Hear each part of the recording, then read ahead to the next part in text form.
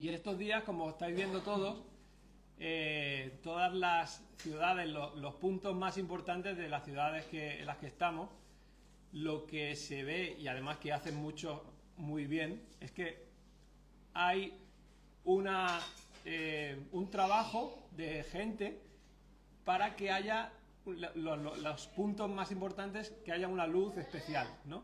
Haya un árbol, haya, ¿no?, adornos navideños por todos lados. Y claro, yo pensando en esto, pensaba, aparte del dineral que se puede gastar los ayuntamientos en esta época, puede ser importante también pensar en lo que nosotros tenemos como algo, la luz natural, ¿no?, y la luz artificial. Si os digo a qué hora anochece, sabéis más o menos, yo creo que los de que estáis también en el campo más o menos mejor que yo. Pero sobre las 6 más o menos es cuando se pone el sol. Y apenas se ve luego, en poco, ¿no?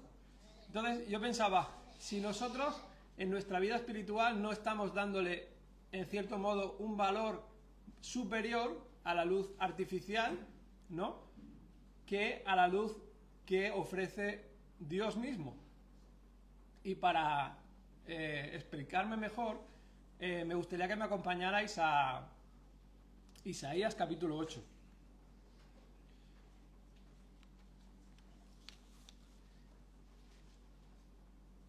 En el capítulo 8 del libro del profeta Isaías, no lo vamos a leer entero, pero si os fijáis, vamos a ir saltando un poquito para dar las ideas principales, ¿no? En Isaías 8, el profeta anuncia que como consecuencia a su menosprecio a lo que Dios les ofrecía, está en el versículo 6, fijaos, que habla de las aguas de Siloé, ¿no?, aguas mansas, ¿no?, en oposición a lo que ofrecían los gobernantes que ya habían demostrado que no merecía la pena seguir. El profeta también habla del rey de Asiria, que atacará al pueblo de Israel, en el versículo 7, si os fijáis.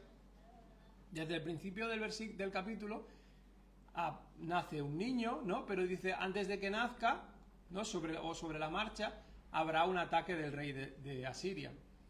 Y luego en el versículo 12 dice algo que para mí es una enseñanza por la situación espiritual que podemos llegar a vivir, ¿no? Dice, no llaméis conspiración a todas las cosas que este pueblo llama conspiración, ni temáis lo que ellos temen, ni tengáis miedo.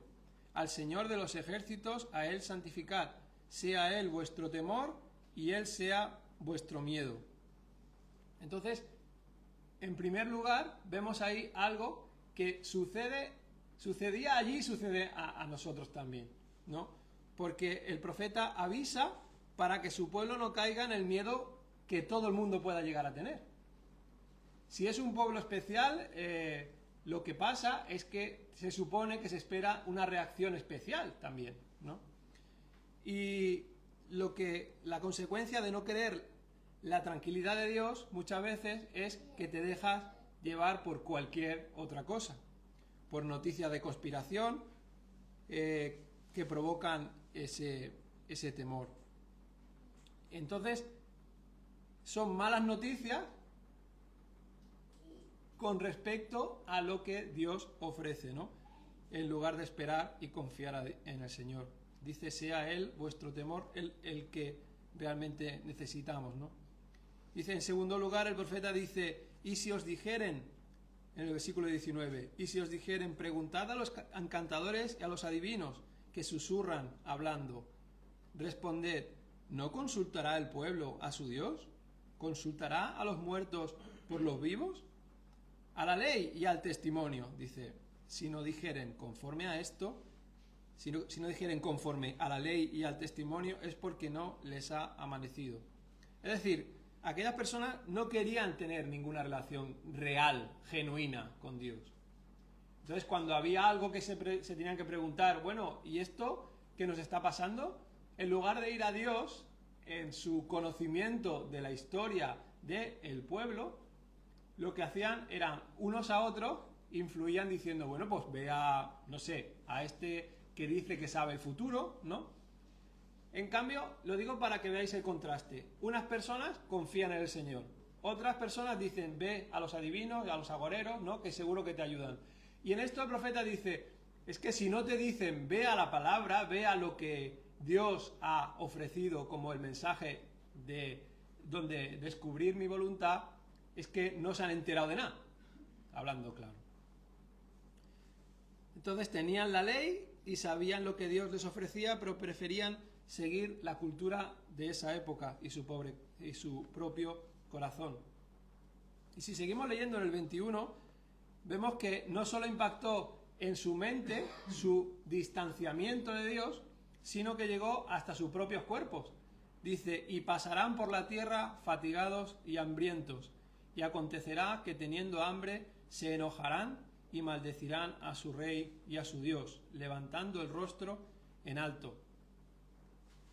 O sea, era tan importante lo que pensaban y su falta de conocimiento y de práctica de lo que sabían de Dios, que influía hasta en su propio cuerpo. Se fatigaron, se desesperaron hasta maldecir a Dios por las consecuencias de sus decisiones. Estamos hablando de personas de distintas generaciones. Seguramente hubiera personas que escucharon la historia del pueblo, que escucharon hablar de Dios y se mezclaron con gente que no. Y el profeta lo que quería era avisar a los creyentes. Él quería avisar para que no siguieran esta actitud. Y yo en cierto modo también estoy aquí para eso. Si hay algo que nosotros podemos aprender de Dios, es que cuanto más te alejas de Dios, más te acercas a lo que esta sociedad te propone, ¿no? Te ofrece la cultura, te ofrece todos los mensajes que cualquiera de vosotros, cada uno podéis descubrir. El profeta quería evitar esta tentación de estar todo el tiempo entre dos bandos, en el bando de los que creían, en el bando de los que no creían, y yo por ahí estoy esturreado, ¿no? Pues como nosotros muchas veces. Nosotros estamos ahí muchas veces, siempre me acuerdo de la canción esa de Los del Silencio, la de Entre dos tierras, porque dice, es verdad, entre dos tierras estamos nosotros también. Y dice en el versículo 22, para que veáis esa trayectoria, ¿no? Y dice, y mirarán a la tierra y he aquí tribulación y tinieblas, oscuridad y angustia, y serán sumidos en las tinieblas. O sea, esa era la tendencia natural del que vive sin tener en cuenta a Dios y sin practicar lo que sabe. Entonces, iban como cuando vosotros, los que hemos aprendido un poquito muy básico, algo de agricultura, ¿no? Como cuando le tapan al burro, ¿no? Y que va para ahí y va siguiendo un camino, pero no, en realidad no tiene ni idea, ¿no? Y muchas veces eso es lo que nos pasa cuando esperamos que esta cultura, esta sociedad, las normas que nos ofrecen, son lo que nos ayuda a vivir. Yo no voy a cancelar todo lo que nosotros leemos, escuchamos, no voy a hacer eso. Pero es verdad que tenemos que tener un cierto dominio propio, ¿no? Y control de lo que entra en nuestra mente. Porque dice que si miraban a la tierra, si es que era una constante, era una tónica no tener en cuenta a su Dios, ¿no? No tener en cuenta lo que sabían de Dios. Y esto era lo que le pasaría. Nada sería suficiente. Sigue buscando, pero no hay nada más que tinieblas. Porque fuimos diseñados para algo mejor, y esto lo sabemos porque somos cristianos. Porque en el principio todo era perfecto, y eso es lo que se esperaba que pasara, que ese camino siguiera por ahí. Sin embargo, entró el pecado al mundo, ¿no? Pero esta es la realidad que vivieron muchos creyentes de la época de Isaías, ¿no? Ellos estaban ahí como los pocos a los que le hicieron caso, que escucharon a Isaías, estaban convencidos de lo que creían de Dios, de lo que sabían. Pero muchos se dejaban llevar por todo lo contrario. Pero de esta oscuridad y esto tan terrible que estaba anunciando Isaías, en el capítulo 8, vamos a el contraste que es tan importante y se recuerda también muchos años en esta época. Seguimos leyendo en Isaías capítulo 9, versículo 1, dice, mas no habrá siempre oscuridad para la que está ahora en angustia. Tal como la aflicción que le vino en el tiempo que livianamente tocaron la primera vez a la tierra de Zabulón y a la tierra de Neftalí, pues al fin llenará de gloria el camino del mar, de aquel lado del Jordán, en Galilea de los gentiles. El pueblo que andaba en tinieblas vio gran luz. Los que moraban en tierra de sombra de muerte, luz resplandeció sobre ellos. ¿Habéis visto el contraste entre el final del capítulo 8, de oscuridad, de tristeza, de tinieblas, comparado con el capítulo 9, versículo 1? Mirarán a la tierra, dice, y aquí tribulación. Y dice, mas no habrá siempre oscuridad. ¿Eso no te llena a ti de esperanza hoy también? En medio de circunstancias que no entiendes. Porque es una manera de decirte Dios, para un momento, porque aquí el que tiene el control soy yo. Vemos que Dios no abandona a su pueblo, ni a sus criaturas. Dios no vive en la oscuridad. Él tiene todo absolutamente claro. Nuestro presente, pasado, presente y futuro. Y aunque no nos lo merecemos, porque esas personas las hemos descrito como buenas personas, no, porque lo dice el profeta como eran. No tenían en cuenta a Dios para nada. Y sin embargo hay una nueva oportunidad para pensar en Dios y tomar decisiones. Él ofrece una alternativa en medio de la oscuridad. Si vamos un poco más adelante, en el Evangelio de Mateo, en el capítulo 4, versículos 14 al 16, dice el Evangelio de Mateo 4, 14 al 16. Cuando Jesús oyó que Juan estaba preso, volvió a Galilea, y dejando a Nazaret, vino y habitó en Capernaum, ciudad marítima, en la región de Zabulón y de Neftalí, para que se cumpliese lo dicho por el profeta Isaías cuando dijo, tierra de Zabulón y tierra de Neftalí, camino del mar al otro lado del Jordán, Galilea de los gentiles.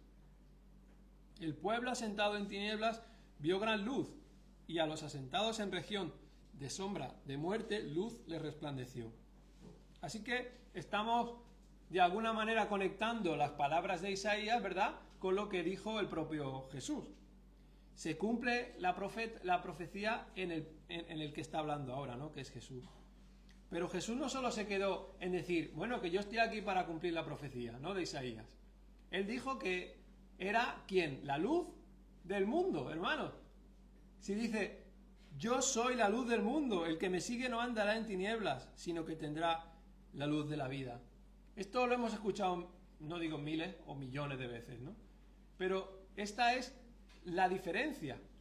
Estando en esa oscuridad, el Señor, a través de Jesús, nos acerca a Él. Nos acerca a la luz, nos acerca a la salvación, nos acerca a lo que todo el mundo necesita.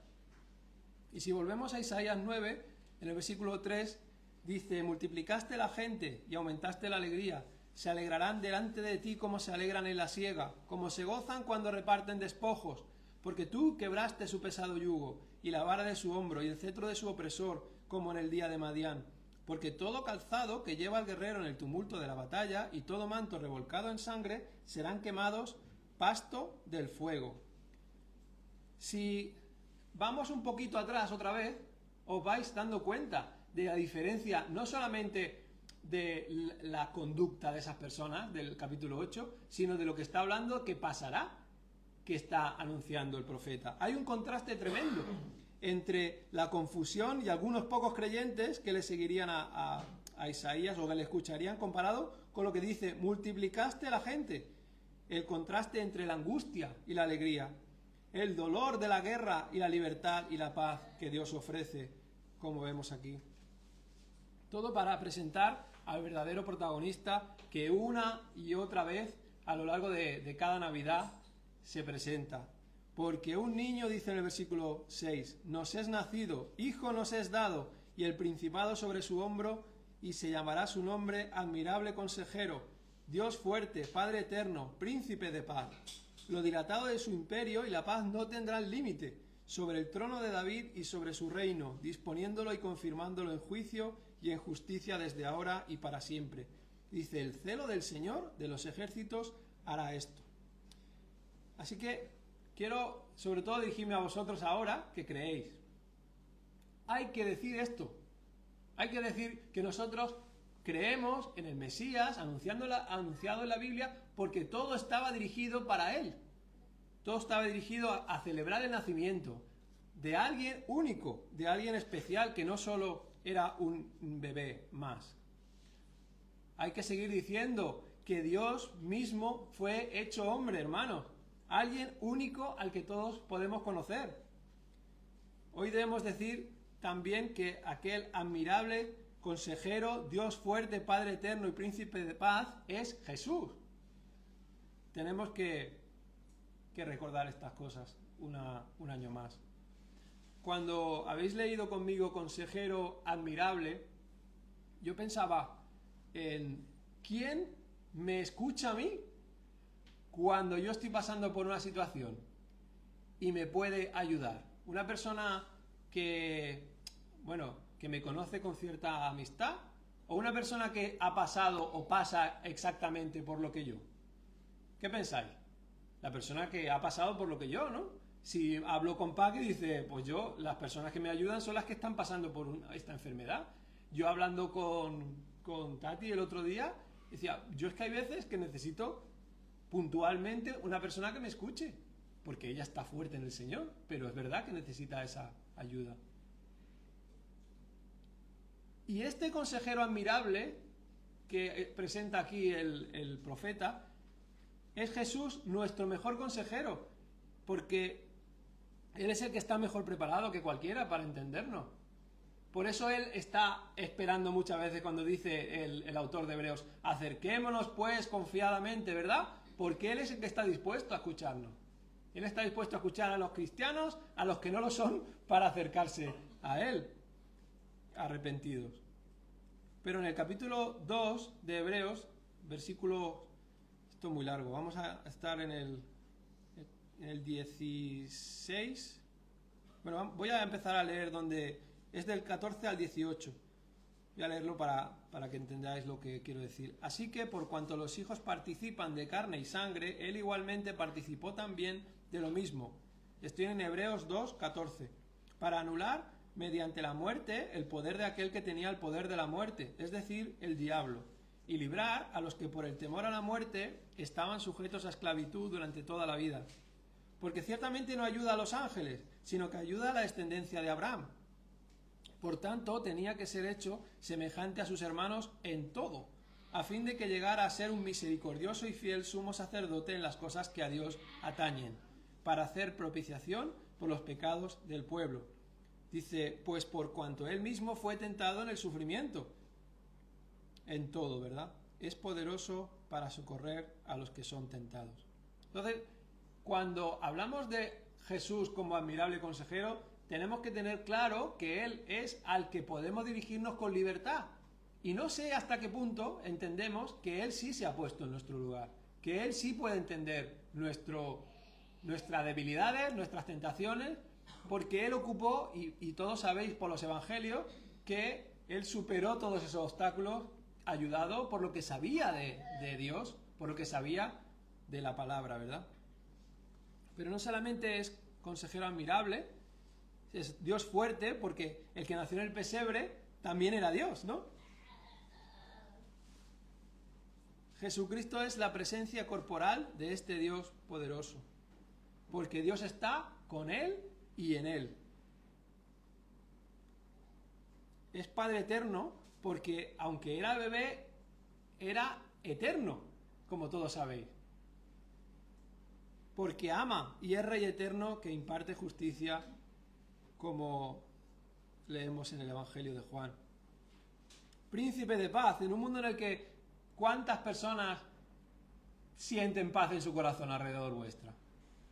Yo, cada vez que hay un mínimo conflicto, parece que esto es una explosión. Una y otra vez. Siempre hay una falta en mí y en muchas personas que tengo alrededor también. Entonces, necesitamos entender que el que trae paz es este Jesús que nació en el pesebre. Él dijo, la paz os dejo, mi paz os doy. No os la doy como el mundo la da. No se turbe vuestro corazón ni tenga miedo. En Él encontramos la paz que necesitamos y debemos compartir con los demás. Que esto es lo que más trabajo cuesta, porque la cabeza la podemos tener llena de Biblia, ¿verdad? Podemos tener un montón de cosas claras, pero tenemos que aterrizarlas y tenemos que decir, bueno, yo sé hasta aquí, pero lo que sé, quiero practicarlo. Eso no quita que siga intentando aprender, ¿verdad? Dice en el capítulo 9, versículo 7 de Isaías, lo dilatado de su imperio y la paz no tendrán límite. Y sigue hasta adelante con lo que hemos leído hace un momento, ¿no? Dice, sobre el trono de David y sobre su reino, disponiéndolo y confirmándolo en juicio y en justicia desde ahora y para siempre. Ese era el príncipe de paz, el juez que controla y vendrá a poner justicia. Él es el que establecerá la paz, ¿verdad? Esto es algo que es futuro, que a nosotros dice, pero ¿por qué nos cuenta eso? Porque la fe es eso, es esperar. La fe es entender una parte de ti que puedes controlar y otra que fe puedes controlar. Quiero decir, en lo que está en tus manos de prepararte, pero la fe es dejarte moldear por lo que tú sabes de Jesús, por lo que tú sabes de Dios. Y dice en el versículo 8 del capítulo 9 de Isaías, el celo del Señor hará esto. La Biblia Nueva Traducción Viviente dice otra cosa parecida, pero dice, el ferviente compromiso del Señor, de los ejércitos celestiales, hará que esto suceda. O sea, cuando leemos estas palabras de Isaías y dice esto, es que Él mismo ha creado un plan, lo mismo que nosotros cuando hablamos a las personas del Evangelio, ¿no? Hay un plan de Dios, ¿no?, para salvación. Hay una otra opción que es la de ser condenado cuando las personas no creen. Pues Él tenía un plan y todo lo que hemos leído del capítulo 9 en adelante, Él se compromete a traer luz, se compromete a multiplicar la gente y la alegría, quebrará el dolor por la guerra. No sé si os acordáis, pero en este contexto está hablando de Madián, cuando Gedeón, ojalá leáis esta historia porque es una historia en la que Dios actúa completamente, absolutamente, todo lo hace Él. Entonces hay una división de soldados, aún no os acordaréis, porque van muchos a la guerra, pero va diciendo, no, menos, no, un poco menos, no, un poco menos. Al final ellos no hacen nada, lo que hacen es que los enemigos se asustan y se matan entre ellos. O sea, la idea de que Dios tiene el control y Él es el que pone y hace las cosas, a veces no nos gusta menos, porque tenemos esa intención de hacer cosas, ¿no? Pero los enemigos serán vencidos. Un niño nos es nacido, como hemos leído, ¿no? Dios trae la justicia y la paz porque lo hace todo porque Él quiere hacerlo. Tenemos ese Dios en el que Él se ofrece a que confiemos en Él. Él crea ese camino nuevo. En esto no podemos colaborar, hermanos. Nosotros podemos prepararnos para confiar más en Él a través de la palabra, a través de la oración, pero Él tiene ese plan que desarrolla porque Él quiere hacerlo así. Y volviendo a la parte en la que se habla de que es príncipe de paz, Jesús trae la paz, pero porque cuando hay paz es porque cuando necesitamos la paz, ¿por qué? Porque hay un conflicto, porque hay algo que arreglar, ¿verdad? Y en este caso nosotros como cristianos sabemos que hay un inicio perfecto cuando Adán y Eva fueron creados, ¿no? Y qué maravilla y todo perfecto, pero pecaron. Y esto que recordamos, tenemos que recordar muchas veces. Hubo esa caída y había un conflicto, fueron expulsados del paraíso. Pero es curioso porque cuando dice que Jesús es la paz, es que la paz no fue gratuita. Cuando hay un conflicto, Él tuvo que venir voluntariamente por su propio deseo de amar, por su propio deseo de decir, es que me necesitan, es que como no vaya yo, ¿no? Y es que muchas veces no somos conscientes de eso. Pero el único que puede reconciliarnos con Dios por nuestros pecados es este Jesús que trae la paz, el Hijo de Dios. Porque no, ahora estos días igual pensamos, bueno, qué bonito está todo adornado, ¿no? Qué bien que podamos comer en familia con más o menos conversaciones más o menos agradables entre las personas que a veces no nos vemos, ¿no? En mucho tiempo. Vosotros también veis las redes sociales, seguro que alguna vez os ha entrado algún mensaje de, pues otra vez me encuentro con esta persona y no sé de qué voy a hablar con ella, ¿no? Porque solamente la ves una vez al año. Pero esto no es lo que Dios quiere para su pueblo. Lo que nosotros tenemos que intentar es tener en mente al Señor Jesús en todo momento, ¿no? Y Él vino porque nos hacía falta. Y Él vino para cargar con nuestros pecados. Esto es algo que, aunque llevemos 44 años en la iglesia, como llevo yo, pues necesito masticar, necesito recordar. Una Navidad, otra Navidad, una Semana Santa, ¿verdad? Y todo el tiempo. Pero hasta que no vemos esto claro, esta necesidad que tenía yo cuando no conocía al Señor, pues la gente, obviamente, igual que yo, no podíamos acercarnos a Dios a través de Jesús sin conocerle. Entonces, esta Navidad yo os animo también a pensar y a hablar. El otro día me paraba una persona que preguntaba, ¿vosotros celebráis la Navidad? Y claro, yo decía, sí, por supuesto, porque ellos decían, él decía que había otras religiones que no. Y yo decía, bueno, también hay algunos que también se llaman evangélicos que no celebran porque no consideran que sea el momento oportuno. Pero yo decía que sí, yo decía, bueno, ¿y cuándo voy a hablar más de Jesús? Sino ahora cuando se está hablando de su nacimiento, ¿no? O cuando llega otra época, ¿no?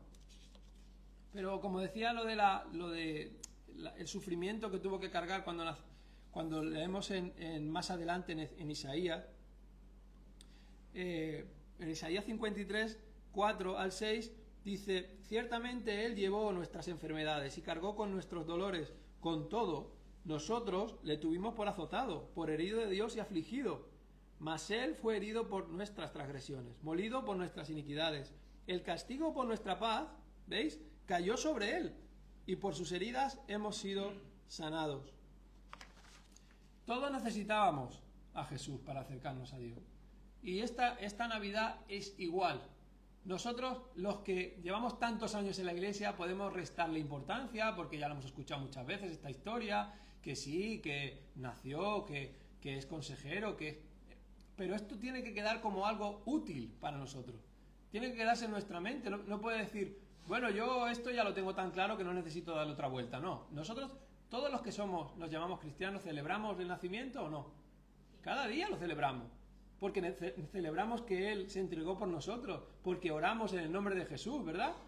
Entonces, nos paramos a pensar en esto. El apóstol Pablo, cuando dijo, justificados pues por la fe, tenemos paz para con Dios por medio de nuestro Señor Jesucristo, estaba refiriéndose a eso también. Él nació, Él entregó su vida. ¿Por qué? Porque había ese conflicto. Y ahora yo puedo hablar con vosotros desde una posición de una persona que ha sido salvada por el Señor, porque Él me ha abierto el corazón. Y dice que en el Evangelio según Juan, el que no honra al Hijo, en el capítulo 5, 23 y 24, no honra al Padre que le envió.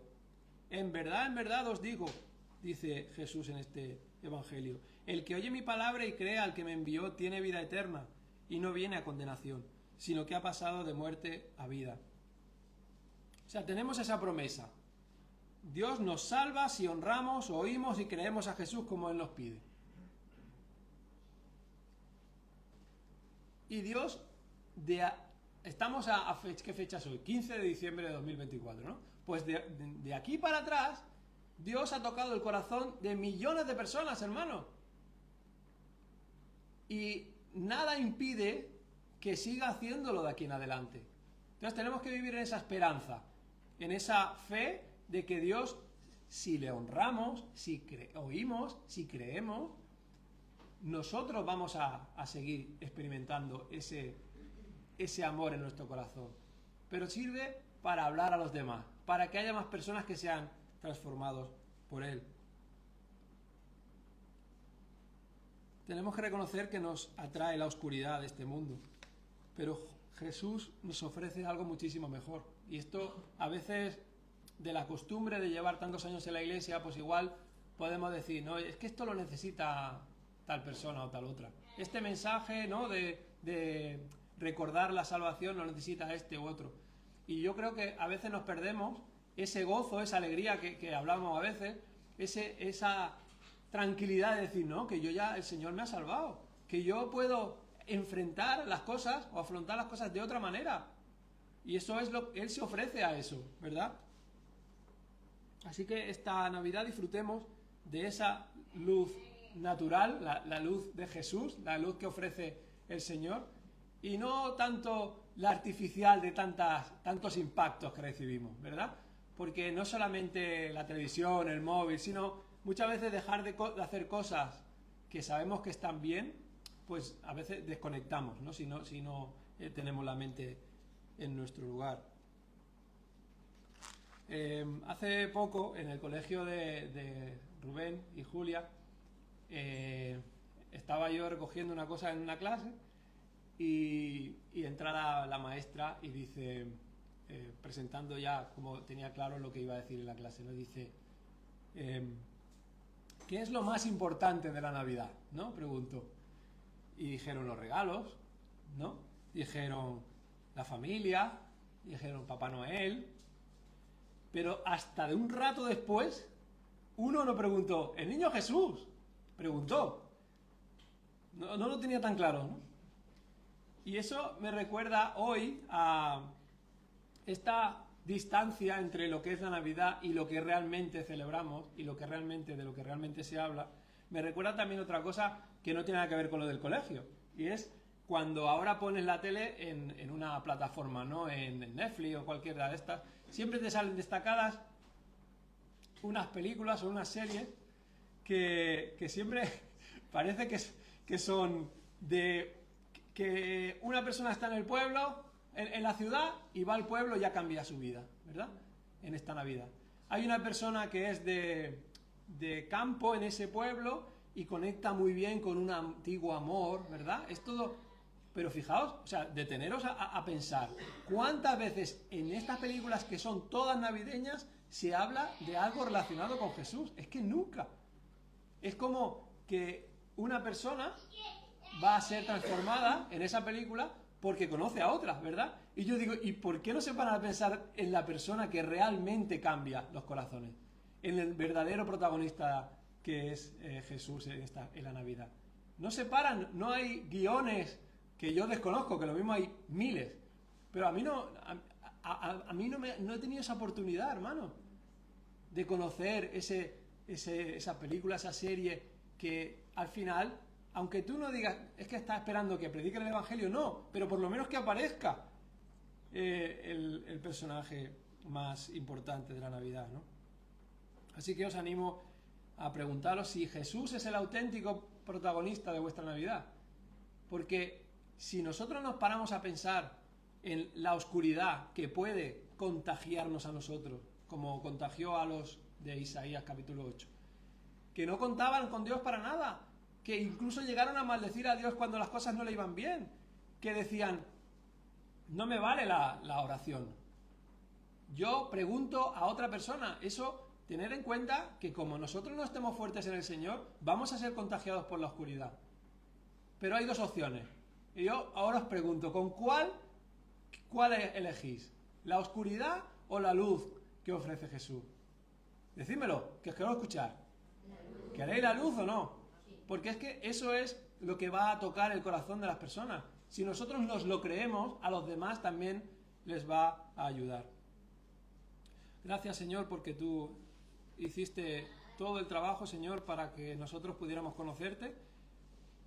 Nos guiaste, Señor, a través de personas, Señor, y a través de tu palabra para poder conocerte y Señor, llegaste al mundo por amor, por ese plan maravilloso, Señor, de la salvación, y te pedimos, Señor, que una vez más, Señor, nos ayudes a entenderlo, Señor, lo necesario que era que viniera el Señor Jesús, el Hijo de Dios, para morir en la cruz por nuestros pecados, Señor. Te pedimos que nos ayudes a saber comunicar bien este mensaje, Señor. molestarnos, Señor, en apartar tiempo para orar, para estudiar mejor tu palabra, Señor, y saberla también expresar cada día mejor, Señor, para que otras personas puedan disfrutar de ese gozo, Señor, de la salvación, Señor, y puedan ir de la oscuridad a la luz, Señor, de las tinieblas a la vida eterna, Señor. En el nombre de Jesús, amén.